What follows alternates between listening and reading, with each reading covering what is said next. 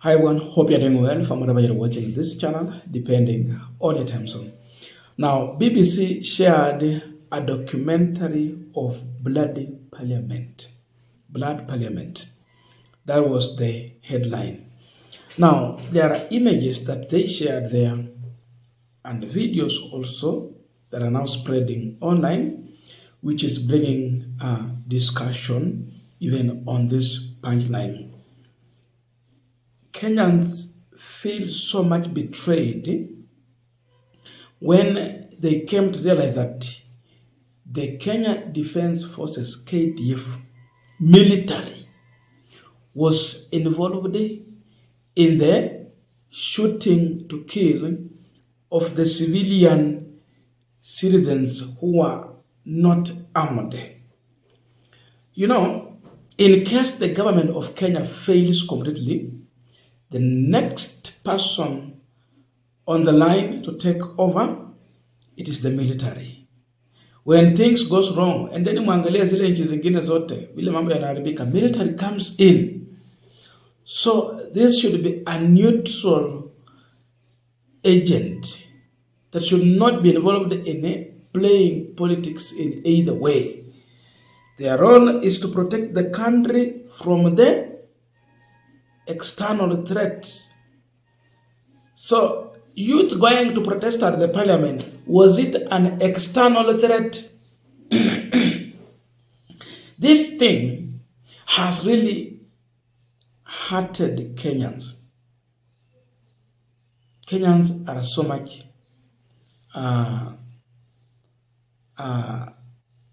betrayed. They feel so much betrayed to learn that military was involved. Now, there is one image that has been produced severally indicating a similar person who is part of the discussion and at the center of this punchline broadcast. This guy was filmed shooting at protesters and he was able to kill among the 3 individuals who died at the parliament. Aliusik. And his name is yet to come out. But people are now trying to compare that image with another image of a fake KDF officer who was actually arrested at Embakasi barracks. So the comparison now is coming there. This guy looking same like this, and the discussion that comes in also on the same. This is something I want us to look into, to try and understand the kind of game possibly the regime might be playing on its own people. Kuna uwezekano serikali inaweza kuwa inafanya pia mchezo mwingine.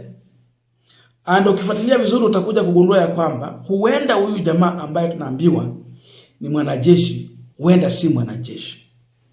Hata huenda yuko kwa kitengo chochote cha maafisa wa kulinda usalama wa nchi hii. There can be such a possibility. But before we go into that comparison, I have a very quick request for those who are watching this channel and you have not yet subscribed, please consider subscribing. To our returning subscribers, I must say thank you so much. And again, to all our viewers, please give this video a thumbs up. Thank you so much, and back to our discussion. The comparison we are looking into here is not mine. It is what Kenyans are sharing online. It is what Kenyans are also questioning. Someone by the name Wellington Kimani Kipyegon. He was arrested for impersonating the military.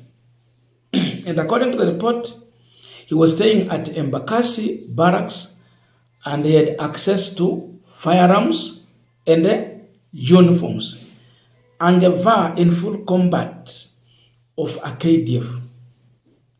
But he's not one of them.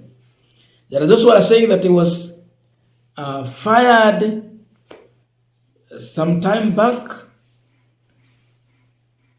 Alikuwa na barua ya kufutwa, na kuna wale wanasema hajawahi kuwa, lakini amepatikana akiwa ndani ya uniform anatumia, and Haikuwa ati jana ndio ilikuwa mara ya kwanza, juzi ndio ilikuwa mara ya kwanza yeye kuhusika. He has been there. Is there a possibility that during the protest, the regime hired some individuals, dressed them in KDF uniform for a specific duty? Kuna uwezekano wa aina hiyo? Take that even if IPOA will go and do the investigation, you'll find that even the KDF we are blaming, they were not involved. They are just individuals who have a training, who are not part of the officers that were brought in.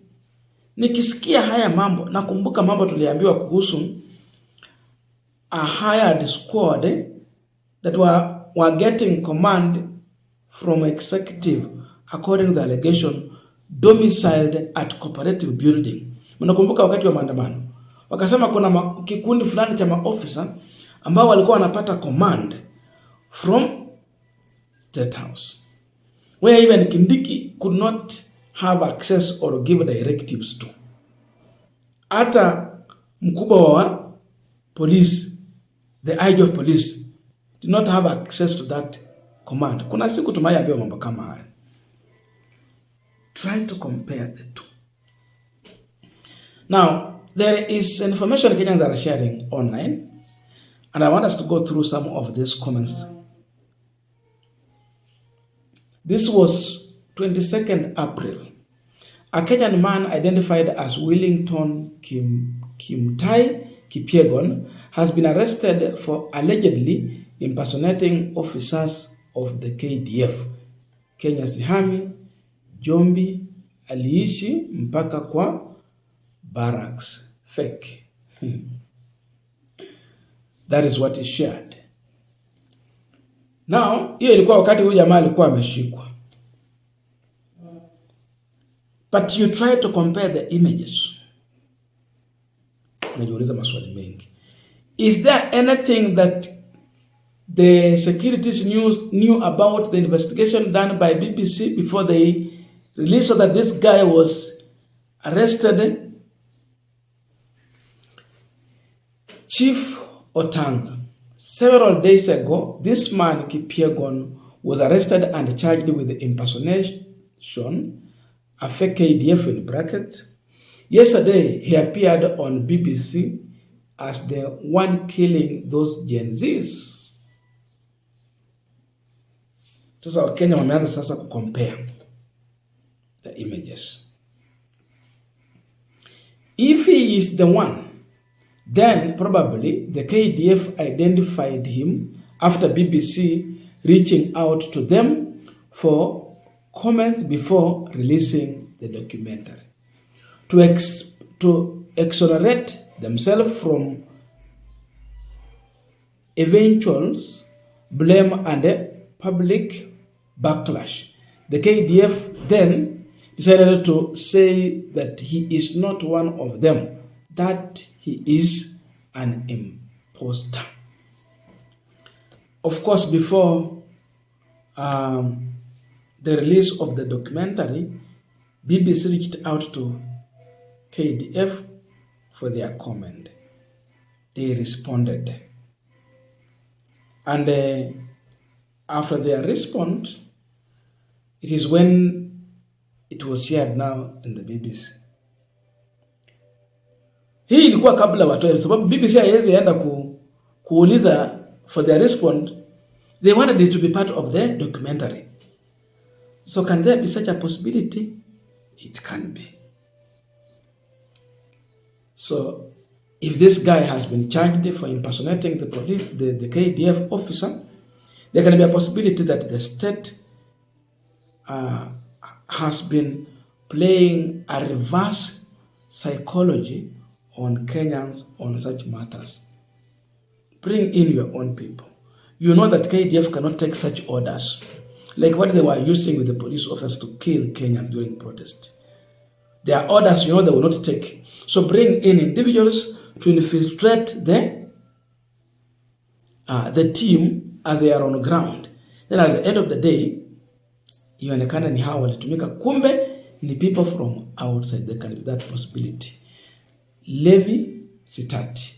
About the KDF soldier shooting at people on BBC documentary. Is this not Wellington Kimtai Kipyegon, the alleged KDF imposter arrested days ago? Are they throwing him under the bus? Anyway, wacha niteme jaba. Wakenya si wajinga. They can also try to compare. But I am asking for your views. Do a comparison of those images and tell us in the comment section what is your views about this.